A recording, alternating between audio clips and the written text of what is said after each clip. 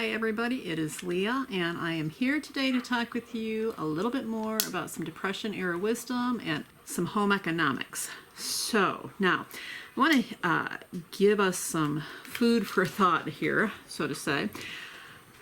We talked before previously about the need to change our mentality when it comes to purchasing our food and consuming our food, and understanding that today's food is totally different than it was even, oh my goodness, and you know, each decade that goes by takes you further away, but even a little bit further we got to go back and say, you know what, the prepackaged food that market that we know today really took foothold in the 1950s. Prior to that, in World War II, that was what was really introduced the prepackaged market for food, but it didn't get the foothold. It didn't become attractive to the normal homemaker, the normal consumer, until the 50s, when marketing was a huge push.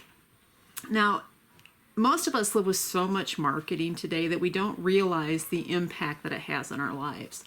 But if you step back and realize the amount of consumerism pushed at you in every avenue that you go, everything you do today, you would be able to see the influence that these very creative people have to get you to spend your money on their product. Even when it's not necessary, they can convince you that it is necessary. All right, so many of us have heard, when you go into a supermarket, be it a large supermarket or a small supermarket, if you walk around the outside walls, that is what's considered the fresh or whole food aisles of the supermarket. And when I speak of whole foods, it's probably a little bit different than a food purist of whole foods, but I'm talking about something that you can theoretically grow yourself and turn that into a consumable item. All right, that any type of grains, even a sweetener, a meat, a vegetable, a fruit, a dairy, anything like that is what I consider to be a whole food. A legume, again, anything you can grow in your garden, in a field, anything. Everything in between those walls, all the aisles in the middle, and I get this visual imagery of the local Walmart. And there's another store that in our old area that I grew up in. My mother worked there and I worked there, and it was where we grocery shopped. It's as big as Walmart, but it's called Meijer Thrifty Acre. It used to be called Meijer Thrifty Acre, now it's called Meijer's. But these stores are huge. And all those aisles in between the exterior walls are filled. They're filled with products of your choosing. They've got 15 different products of the same item by different companies, okay?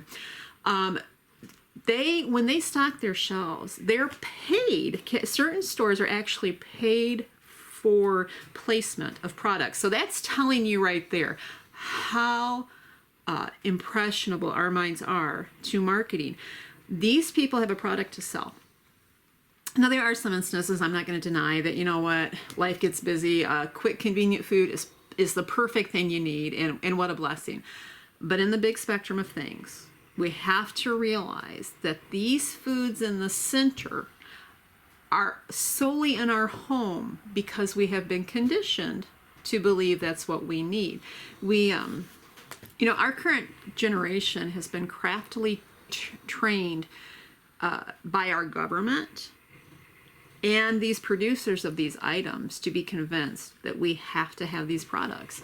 By doing so, we have become dependent upon the producer of the item. We have taken or allowed our freedom to produce for ourselves, or to have a community that produces for each other, and we've been turned into consumers. And that works great for the ones that are behind this, because the government gets taxes for the more we purchase, the more money the government reaps, okay? The more we purchase, the more these producers of these items get. We become dependent upon these things. So it ensures their need. Now, I know some states don't have taxes on food, but many states do, and it's still a process of going through there. So it is our needs don't end with food. Our needs go into textiles and household items and stuff. And we are a consumer-based society now, much different than we were 100 years ago. Now, we've been told that by these items, it produces a freedom. For that, we hear about the poor housewife, drudging. Can you remember these commercials where the poor housewife, she's exhausted from working all day, and the last thing she wants to do is to make a meal. And a lot of people bought into that. It was quick, it was easy. The women were leaving the homes, they were going out into the workforce, and there became a structure. It wasn't just something that was convenient once in a while. It became a need, a necessity to have prepackaged foods available for the kids when they came home from school, for the housewife, so she could throw something together after work. Because now not only did she work, but now she had to produce the meals. It really stole our freedom from us and not giving it to us. And we continue to give these items clout in our life, and we freely give them our money, these manufacturers our money, every time we go to the store. Home economics used to teach economizing. It used to teach how to stretch your food money, your income. And a lot of times home economics isn't taught in the home now. And we need to bring that back for this very purpose alone. We need to realize that much of what we spend can actually be produced regardless of where you live. You can produce much of your own food for yourself. It's not everything. No one is 100% self-sufficient. But if we took back little bits for ourselves to stretch out our dollar, which many of us have to do right now, we would be amazed when we realize how well we actually get to eat or have the potential to create for ourselves to eat, versus being stuck with what the manufacturers are offering. And you got to remember, most of this stuff is designed to make us desire the flavor and the taste, and so that we keep going back for it, which means we're putting a lot of chemicals in our bodies that we really don't want to have in there, because that creates a whole other influx of problems, which we won't get into. I've known a lot of people over the years that have complained about not having enough to eat, not having much in their pantry. And the reality is, if you go in their pantry, you might see something along the lines that, a 5-pound bag of flour, maybe they've got some yeast or baking powder. They might have some milk in the refrigerator, or even powdered milk, and a form of protein. But they wouldn't know how to take these items and make a meal for themselves. They'd starve before they could figure out how to create this, to create a meal that was filling and sustainable. Because it's not a roll of biscuits, it's not a loaf of store-bought bread, it's not a thing of Eggo waffles, it's not a thing of bacon served cookies. And I've just named like 5 items here that you could get out of the products I just mentioned. But because it's not already in a form that all they have to do is bake it, they don't know what to do with the baking items. Let me use this as an example. Let's say you like scalloped potatoes and you purchase them in a box, or you purchase them frozen. All right, that is, when you go home and you get in your cupboard or you get in your freezer, that's what you're going to have. You're going to have scalloped potatoes. Now, what happens if you, instead of this box of scalloped potatoes, you have a bag of potatoes, and maybe you have a thing of milk? And of course, we're gonna say that we assume you have some type of oil in your pantry, maybe a little flour and a little onion, little things like that. But the main part, flour or potatoes and milk. Out of that, if you do that instead of buying the box potatoes or the frozen potatoes, you can have a variety of different things. You could have baked potatoes, French fried potatoes, scalloped potatoes, potatoes au gratin, you can have glazed potatoes, you could have boiled potatoes, you could have mashed potatoes. You see, you've got a lot more freedom to choose, and and obviously there's more things you could have than that, but that's like a basics. I mean, and there's 6 or 7 different varieties versus a box of scalloped potatoes or a frozen thing of scalloped potatoes. You give yourself more freedom by having the whole food, not only economically, but in variety. And, you know, the next step, of course, is learning to grow that stuff. But if you can't, the first step is to transfer from the prepackaged food to the whole food. Financially, it's freeing, and choice-wise, it's freeing, and knowledge-wise is priceless.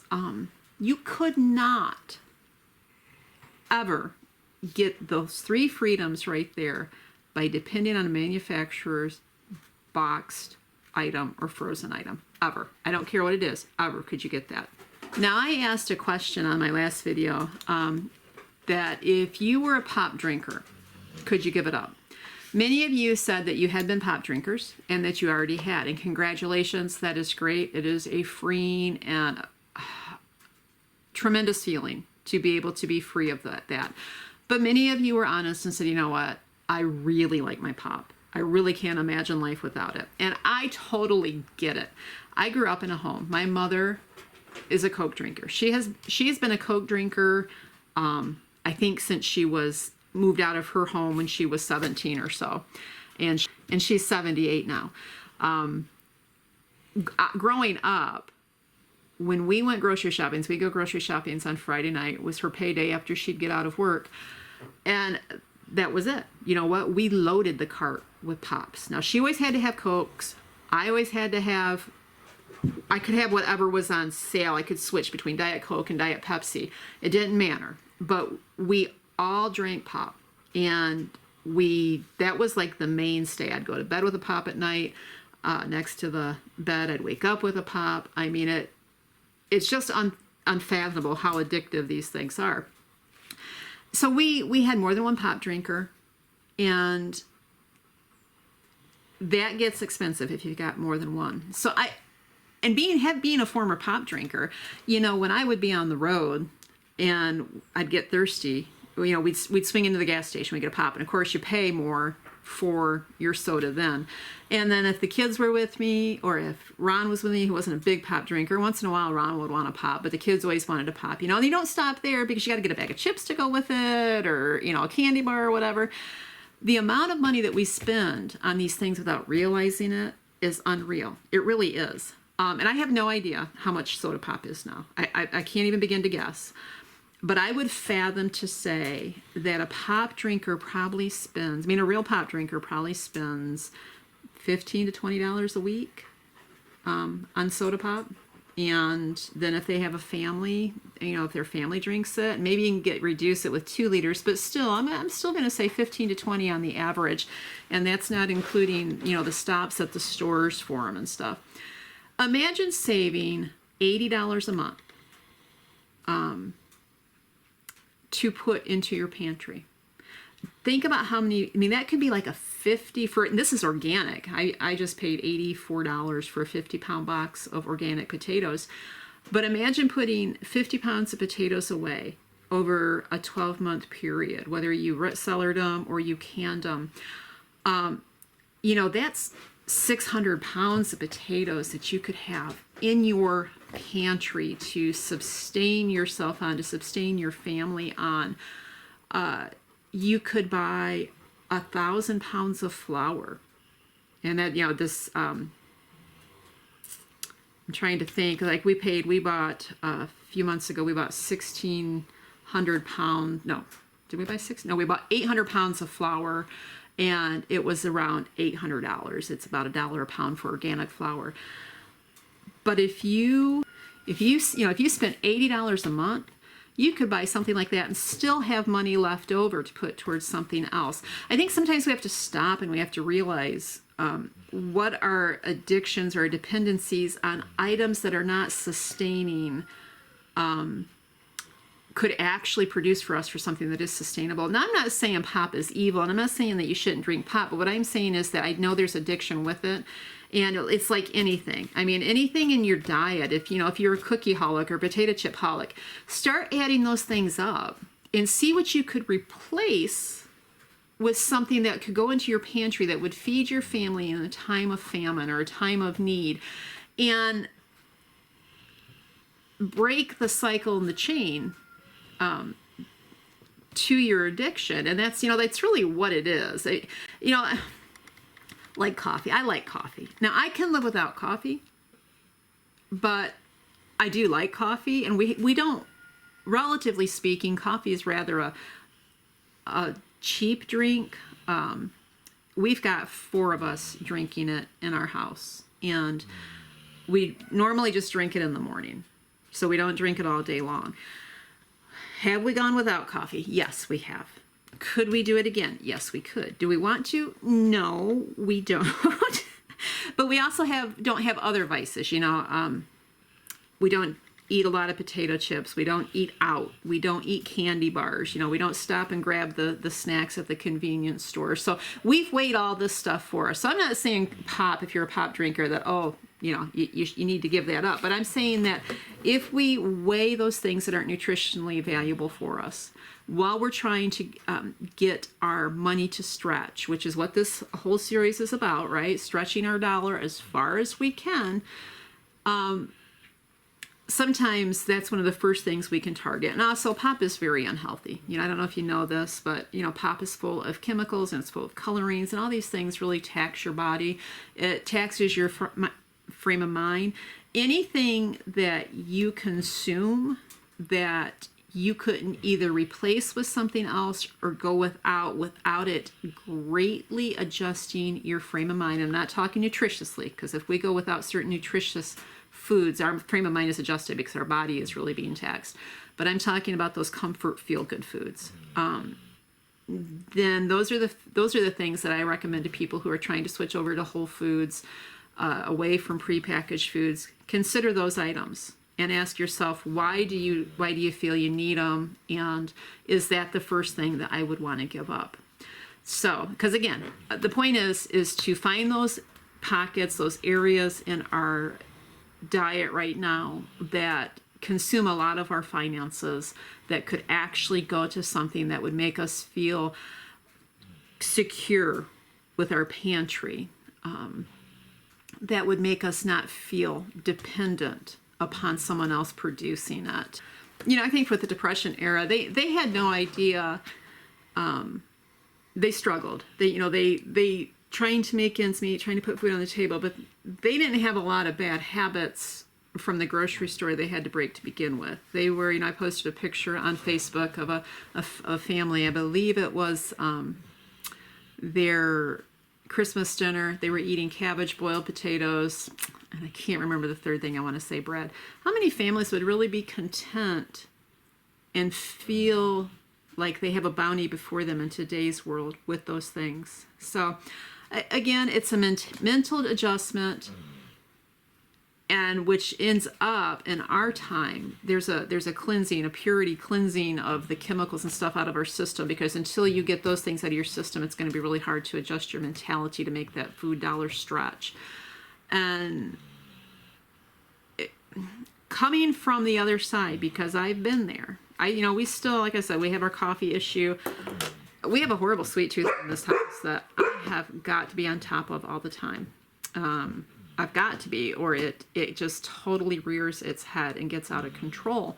Sugar's very addictive. And when you buy prepackaged foods, there is always sugar in those things. Pop's full of sugar. So if you have a sweet tooth anyways, and you're going to consume it in a cookie form or a bread form, because carbs turn into sugar, or breads turn into carbs, which of course is sugar. But the processed sugar is an extremely addictive item. And so most people have a hard time eliminating that altogether. But if you can eliminate it in forms such as soda, the drinking consumption, with the exception of an occasional treat, moderation. I like to have a mocha once in a while. I'll put hot cocoa in my coffee, but I have to watch myself. A few weeks ago, I found myself, I say actually about a month ago, I found myself, I was only going to have them on Saturday mornings. I hadn't had one for a long, long time. I'm talking a couple years. And I thought, oh, that sounds really good. You know, I'll have one. And I had one, and I found myself the next morning having one. And then before I knew it, a week had gone by, and I had consumed, instead of just having my black coffee, I was consuming a mocha a morning. And I had to reposition my thought process again and remind myself I didn't want to go down that rabbit hole and get stuck there with something that I was going to be unhappy with. So, and especially since I know that, you know, a couple times a week we're going to have a sweetbread, or I'm going to make a batch of cookies. You know, I just don't want to go down that road. So I'm back to, I will have one once a week. And that's it. My kids, if I let them have hot cocoa one morning, I'm going to hear it 3 mornings in a row. Mama, can I have a hot cocoa? Mama, can I have a hot cocoa? So I try to keep those things associated with super cold morning, the changing of the weather, or I try to, you know, if it's been really cold outside and they're doing chores, as a treat. It is not a daily thing for them. It's not something they need. It's not a habit I want them to get into. But those things are fine as a treat. It's just our marketing world has been so wise, and soda pop, fancy coffees, everybody just thinks it's a daily ritual all day long for some of us. So sit down, if you get a chance, figure out what you spend, and you might be encouraged that way to say, you know what? I just can't believe I spend that much money on these things. So, or think about dental bills. If you have a lot of dental bills because you're a pop drinker, things like that. I mean, all this stuff adds up. Our marketers don't share the ill effects of these things. But really, this video wasn't supposed to be capping on pop, but it is a good example, again, of our food cravings and addictions in our modern world, and our 1920s relatives didn't have to combat those things. They didn't have to change a habit, or they didn't have to change a way of life. They just had to worry about getting some food on the table, and for them it was mostly whole food. So though that was easier for them, they still lacked a lot, and that's what we don't want to do, right? We want to have a bounty on our table that is filling and healthy. And being healthy when we have to consume a lot of carbs for filling is difficult, so we have to choose our carbs very wisely. But all right, well, I hope this wasn't overload. If you guys enjoyed it, please remember to like and subscribe and share below. My question for you today is, if you had 10 items and you could only get 10 items at the grocery store, what would those 10 items be? And you can share with those below.